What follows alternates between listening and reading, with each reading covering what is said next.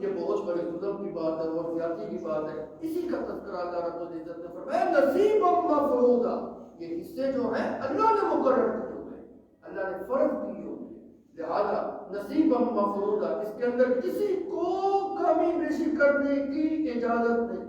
حتیٰ کہ اللہ کے پیغمبر کو بھی کمی بیشی کرنے کی اجازت نہیں, کیونکہ یہ نصیبا مفروضا یہ اللہ نے فرض کیا. دیکھیں نا یہ جملہ ہمیں بتلا رہا ہے کہ قانون ساز ذات اللہ کی, اس نے قانون سازی کی ہے. تو کسی کے حصے میں کمی بیشی تم نہیں کر سکتے, جتنا اللہ نے مقرر کر دیا اس کو اتنا ملنا ہے. جب کمی نہیں آپ کر سکتے تو محروم کیسے کر سکتے ہیں؟ یہی تو بات سمجھائی جا رہی ہے. اگر ہم اللہ کے قانون کے اندر کمی بیشی نہیں کر سکتے تو بیٹیوں کو محروم کیسے کر سکتے ہیں؟ وہ بہت بڑا ظالم ہے جو بیٹیوں کو محروم کرتا ہے. وہ بہت بڑا ظالم ہے, وہ بھائی بہت بڑا ظالم ہے جو اپنی بہنوں کو جداد سے جو ہے محروم کرتا ہے. یہ ظلم کی انتہا ہے. یوں سمجھ لیں وہ اللہ کے قانون کے اندر رد و بدل کرنے کی کوشش کرتا ہے. اس کو اللہ کے احکام پہ ایمان نہیں ہے, یقین نہیں ہے, اعتماد نہیں ہے. وہ اللہ کے قوانین کو جو تبدیل کرنے کی کوشش کرتا ہے. وَإِذَا حَضَرَ الْقِسْمَةَ أُولُو الْقُرْبَى وَالْيَتَامَى وَالْمَسَاكِينَ, اور جس وقت اس جداد کو ترکے کو تقسیم کیا جا رہا ہو اس وقت جو قرابت دار,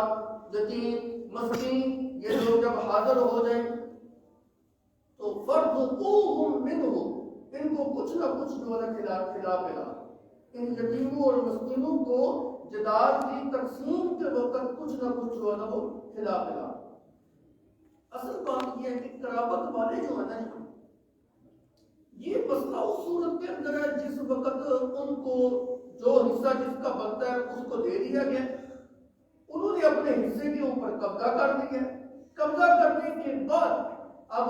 جس وقت کوئی چیز تقسیم ہو نا, آپ نے دیکھا ہوگا ہمارے معاشرے میں بھی ایسا ہوتا ہے, غریب اور فقیر جو ہے نا وہ آ جاتے ہیں ہمیں بھی کچھ دو. بڑی آسان مثال ہے اس کو سمجھنے کے لیے. آپ دیکھیں قربانی آپ کرتے ہو نا, 7 لوگوں کا حصہ مشترک ہوتا ہے بڑے جانور کے اندر, اونٹ کے اندر, گائے کے اندر, بیل کے اندر. تو جس وقت وہ 60 حصے تقسیم کر رہے ہو نا تو باہر لائن لگی ہوتی ہے دروازے کے اوپر, غرباء کی اور مساکین, ہمیں بھی کچھ دے. تو ہم اس وقت کیا کہتے ہیں, نہیں بھائی اس میں ہمارا اختیار نہیں. کیوں؟ یہ 7 لوگوں کے اندر جو ہے نا تقسیم ہوگا. ہاں جس وقت وہ تقسیم ہو گیا, میرا حصہ مجھے مل گیا, آپ کا حصہ قربانی کے گوشت کا آپ کو مل گیا. اب میرے لیے حکم یہ ہے کہ میں جو اس میں تھوڑا سا صدقہ خیرات کرتے ہوئے ان غرباء کو ملے. اللہ نے کہا جس وقت ترکہ تقسیم ہو رہا ہو نا تو اس وقت اگر یتیم اور مسکین تمہارے دروازے پر تو کچھ ان کو بھی دے,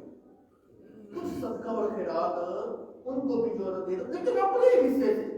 مال مشترک سے نہیں. جس طرح قربانی کا گوشت دوسرے کے حصے سے نکال کر آپ غرباء کو صدقہ بھی نہ کر سکتے, اسی طرح یہاں پر بھی آپ دوسرے کے مال میں سے نکال کر آپ صدقہ نہیں کر سکتے. جو چیز مشترکہ ہوتی ہے نا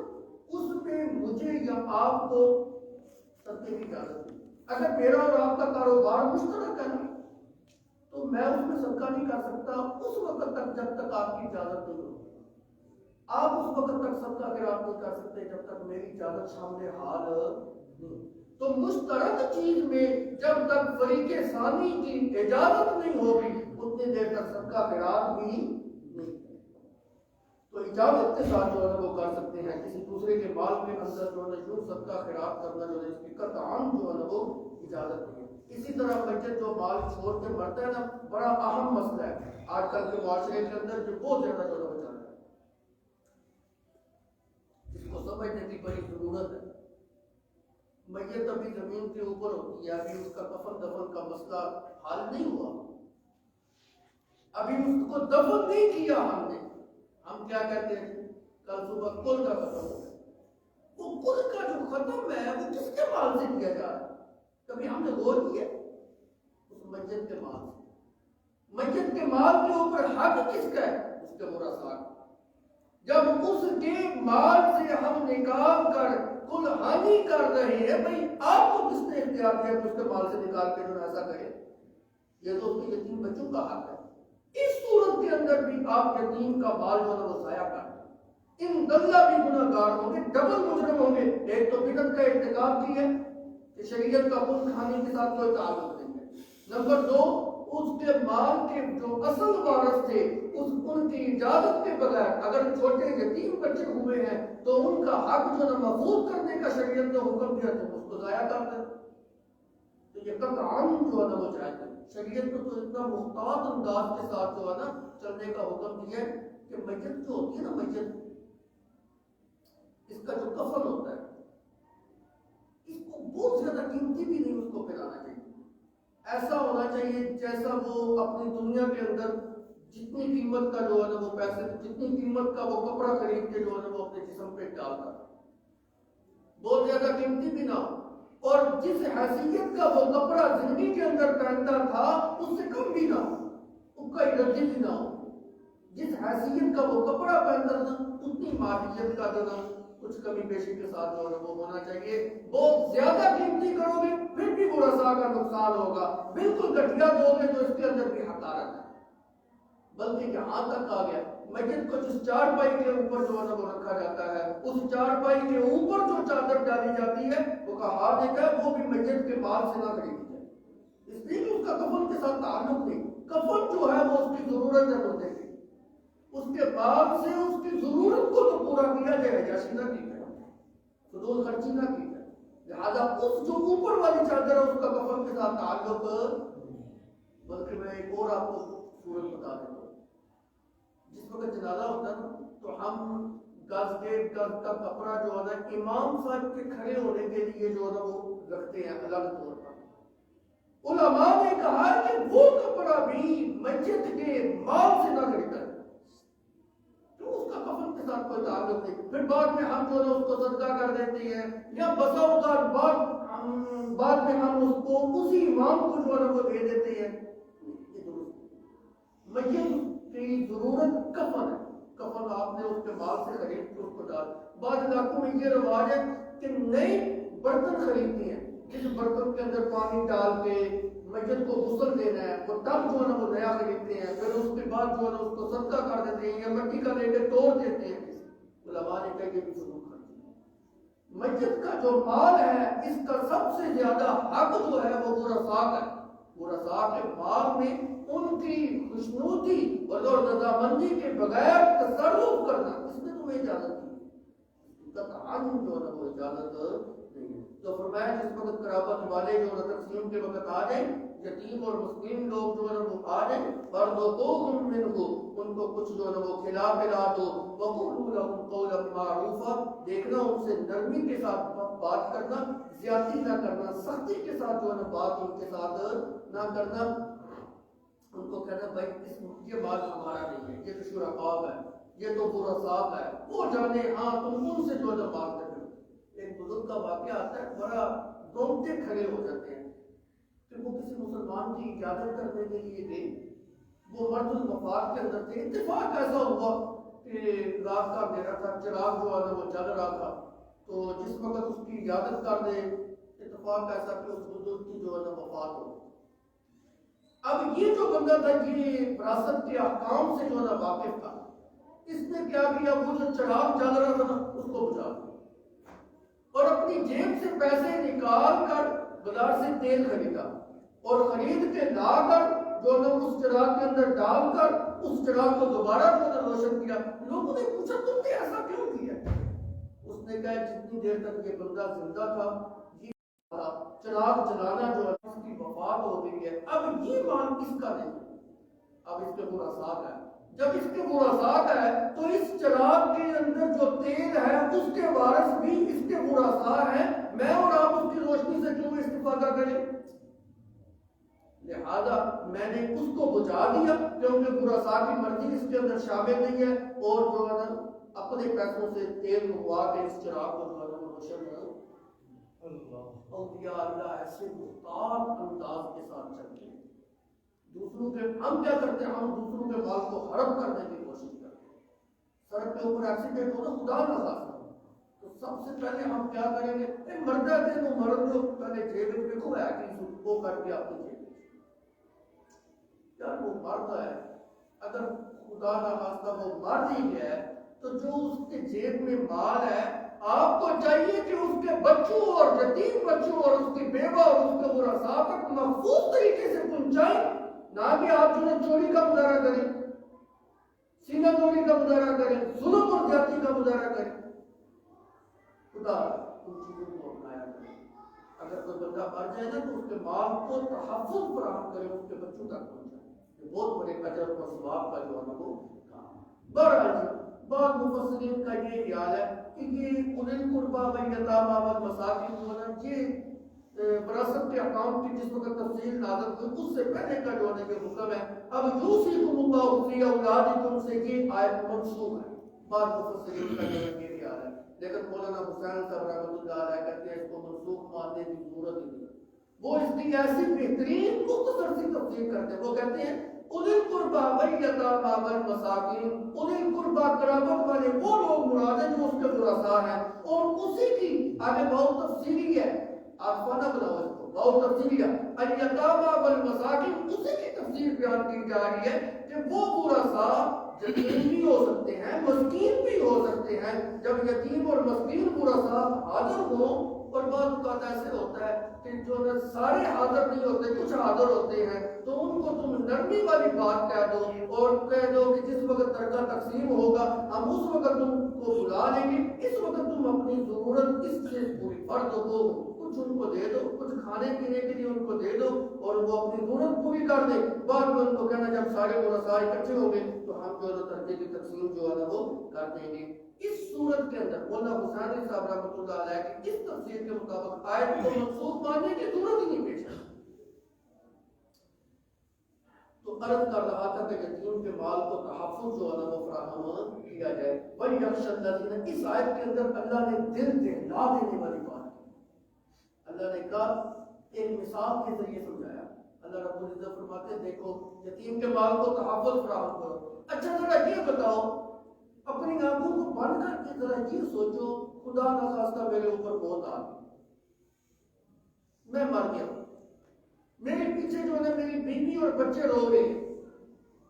اس حالت میں اگر کوئی بندہ میرے مال کے اوپر قبضہ کر دے اور جو ہے نا میرے بچوں کو میرے مال سے، میرے کمائے ہوئے مال سے محروم کر دے، میری بیوہ کو میرے مال سے محروم کر دے، تمہارے دل کے اوپر کیا گزرے؟ کوئی بندہ، ہر بندہ اپنے دل میں آنکھیں بند کر کے تصور تو کرے، اگر میں مر جاؤں اور میرے مال سے میری بیوی اور بچے محروم ہو جائیں اور پیچھے دلدے رہوں، لوگوں کے سامنے یوں ہاتھ جو ہے وہ کر، کوئی بندہ برداشت کرتا ہے اپنے بچوں کے بارے میں؟ قطعاً انسان سوچے تو خدا کی قسم اس کی آنکھوں میں آنسو آ جائے۔ اللہ کہتے ہیں جس طرح اپنے بچوں کے بارے میں تم ایسا تصور بھی نہیں کر سکتے، یتیم کو بھی اسی طرح اپنا بچہ سکتے، اس کے مال کو بھی اسی طرح تحفظ۔ اوپر آیت کا ترجمہ دیکھیں، وَيَخْشَ الَّذِينَ، اور چاہیے کہ ڈرے وہ لوگ، لَوْ تَرَكُوا مِنْ خَلْفِهِمْ، جو چھوڑ جائیں اپنے پیچھے، ذُرِّيَّةً ضِعَافًا، اپنی کمزور اولاد، نابالغ اولاد، یا لڑکیاں یا بیوی، یہ ساری کمزور ہی ہے نا جی، خافوا علیہم، تم ان کے بارے میں خوف محسوس کرتے ہو کہ میرے پیچھے ان کا کیا ہوگا، اگر میرے مال کے اوپر کسی نے قبضہ کر دیا تو یہ کہاں سے کھائیں گے، یہ کیسے جو ہے گزر بسر کریں گے، کس طرح اپنی زندگی جو ہے گزاریں گے، کیسے تم ان کے بارے میں ڈرتے ہو۔ فَاتَّقُوا اللَّهَ، اللہ سے ڈرتے رہو۔ یہی مثال یتیم کے اوپر، جو چیز تم اپنے بارے میں پسند کرتے ہو وہی دوسرے کے لیے جو ہے وہ پسند کیا کرو۔ میرے نبی صلی اللہ علیہ وسلم کا فرمان ہے یتیم کے مال کو اسی طرح جو ہے تحفظ فراہم کرو۔ اگر تم آج دوسرے کے مال کو تحفظ فراہم کرو گے اور اپنی زیر نگرانی اس کی حفاظت کر کے جو اس کا مستحق ہے اس تک جو ہے وہ مال جو ہے اس کو پہنچاؤ گے، تیرے مرنے کے بعد تیرے مال کی حفاظت بھی اسی طرح ہوگی۔ اور اگر دنیا کے اندر دوسروں کے مال کو اس طرح ضائع کرنے کی کوشش کرو تو تیرا بھی مال اسی طرح ضائع ہوگا۔ اللہ کہتے ہیں اپنا مال سمجھ کے اپنے پیچھے اپنے بچوں کو تحفظ فراہم کرنے کے لیے یتیم کے بچوں کو تحفظ جو ہے وہ فراہم کرو۔ وَيَتَّقُوا اللَّهَ، چاہیے کہ وہ اللہ سے ڈرتے رہے۔ وَيَقُولُوا قَوْلًا سَدِيدًا، اور چاہیے کہ سیدھی سیدھی جو ہے وہ بات کرے۔ وَيَتَّقُوا اللَّهَ، چاہیے کہ وہ اللہ سے ڈرے۔ کس معاملے میں؟ یتیم کے مال کے اندر، ورثاء کے مال کے اندر، بیوہ کے مال کے بارے میں، نابالغ اولاد کی مال کے بارے میں، جس کسی کا جو حصہ بنتا ہے اس تک تحفظ مال کو فراہم کر کے اس تک پہنچانے کے بارے میں اللہ سے ڈرے، اور جو ظلم نہ کرے، زیادتی نہ کرے، کسی کے مال کے اندر اللہ کے بنائے ہوئے قانون کے اندر کمی بیشی نہ کرے، کسی کو محروم کرنے کی جو ہے نا وہ کوشش نہ کرے، وَيَتَّقُوا اللَّهَ وَيَقُولُوا قَوْلًا سَدِيدًا، اور سیدھی سیدھی جو ہے نا وہ بات کرے۔ سیدھی سیدھی بات کرنے کا مطلب یہ ہے کہ بعض اوقات ایسے ہوتے ہیں، برا دو قسم کے ہوتے ہیں، ایک طاقتور ہوتے ہیں، مالدار ہوتے ہیں، اور ایک بیچارہ کمزور ہی ہوتا ہے۔ تو بعض اوقات ایسے ہوتا ہے طاقتور جو ہے کمزور کا حصہ ملے گا، ظلم کرنا تو بڑی دور کی بات، اس سے سختی کے ساتھ بولنا بھی جو ہے نا وہ تیرے لیے جائز نہیں۔ نرمی والی بات اور سیدھی بات اور انصاف کے اوپر مبنی بات جو ہے نا تمہیں کرنی ہے، اور اتنی وعیدات سنانے کے بعد بھی اگر تجھے جو ہے یتیم کے مال کو تو نے پھر بھی جو ناجائز طریقے سے کھایا، اللہ نے وہی سنائی، ان الذین یأکلون اموال الیتامی ظلما انما یأکلون فی بطونہم نارا، جو یتیم کے مال کو ناجائز طریقے سے کھاتا ہے، ظلمن کھاتا ہے، ناحق طریقے سے کھاتا ہے، چاہے جو ہے نا وہ اس کے کفالت کے اندر تھا، چاہے جو ہے نا اس کی وراثت کا مال جو ہے نا وہ کھانے کی کوشش کرتا ہے، چاہے جو ہے نا یتیم کا مال اس کا مال مل کے تجارت جو ہے نا ہو رہی ہے اس تجارت کو کھانے کی کوشش کرتا ہے، چاہے کسی اور طریقے سے کھانے کی کوشش کرتا ہے، وہ اپنے پیٹ کے اندر جہنم کی آگ جو ہے نا وہ کر رہا ہے، دنیا کے اندر بھی جہنم کی آگ اپنے پیٹ کے اندر داخل کر رہا ہے، کل قیامت کے دن بھی اس کو جہنم کی آگ کے اندر ہی ڈالا جائے گا۔ اور میرے نبی صلی اللہ علیہ وسلم نے فرمایا یتیم کا مال کھانے والا جو انسان ہے، جس وقت اللہ اس کو قبر سے جو ہے نا اٹھائیں گے تو اس کے منہ سے آگ نکل رہی ہو، وہ وہی آگ ہے جو دنیا کے اندر یتیم کا مال کھایا کرتا تھا۔ اور ایک روایت میں آتا ہے جس وقت حشر کے میدان میں یہ اٹھایا جائے گا، وہ یتیم کے مال جو کھانے والا آدمی ہے اس کے منہ سے، اس کی آنکھوں سے، اس کے کانوں سے اور اس کے جسم سے آگ کے شعلے جو ہے نا وہ جو بلند ہو کے باہر نکل رہے ہیں، یتیم کا مال جو ہے وہ کھایا کرتا تھا۔ اور ایک روایت کے اندر آتا ہے اللہ کے پیغمبر صلی اللہ علیہ وسلم نے فرمایا دو کمزور جنسوں کے بارے میں تجھے تنبیہ کر کے جا رہا ہوں، ان کے مال کو ناحق طریقے سے نہ کھانا، ایک عورت کا مال اور ایک یتیم بچے کا مال، دونوں کمزور ہیں، عورت بھی صنف نادر ہے اور یتیم بچہ جو ہے وہ بلوغت سے جو نیچے عمر ہو اس کو جو ہے یتیم کرتے ہیں، وہ بھی اپنے مال کا بھی تحفظ نہیں کر سکتا، بچاؤ بھی نہیں کر سکتا، حفاظت بھی نہیں کر سکتا، کسی سے جو ہے اپنا حق وصول کرنے کے اوپر بھی بیچارے کو طاقت نہیں ہے، تو یہ دونوں کمزور ہیں۔ کمزوروں کے مال کو تحفظ تم نے فراہم کرنا ہے، لوٹنا نہیں ہے۔ تو ان چیزوں کے اوپر جو ہے نا ہمیں عمل کرنا چاہیے، نہ کہ جو ہے نا ہم خود جو ہے نا وہ ظلم کا مظاہرہ جو ہے نا کریں۔ انشاءاللہ وراثت کے ماں باقی احکام جو ہے نا آئندہ سبق کے اندر جو سکم اللہ کے اندر جو بڑی تفصیل کے ساتھ اللہ رب نے جو بتایا کہ کس کا کتنا حصہ ہے، اور یہ بڑا دلچسپ سبق ہے، اور ہمارے ماحول کے ساتھ جو ہے نا اس کی بڑی آہنگی ہے، ہر آدمی کس کے ساتھ اس کا واسطہ پڑتا ہے، وراثت کے جو احکام ہے ہر بندے کا اس کے ساتھ واسطہ پڑتا ہے۔ اور آپ کو مزے کی بات بتاؤں، اللہ کے پیغمبر صلی اللہ علیہ وسلم نے اس علم کو نصف علم قرار دیا، شریعت کا نصف علم جو ہے، کیوں؟ ہر بندے کو اس کے ساتھ تعلق ہے، واسطہ ہے، ہر بندے کے باپ نے اس دنیا سے جانا ہے، جگہ تقسیم ہونی، کیسے تقسیم ہونی پتا ہوگا، پڑھا ہوگا، سمجھا ہوگا تو پھر پتا چلے گا۔ اس لیے یہ بڑا دلچسپ مضمون ہے، اور جو ہے اس کو سیکھنا گویا کہ شریعت کا نصف علم اس نے جو ہے وہ سیکھا ہے۔ دور تشریف لائیں، خود بھی تشریف لائیں، اور اپنے دوستوں احباب کو بھی جو ہے وہ دعوت دیں۔ اللہ من کی توفیق۔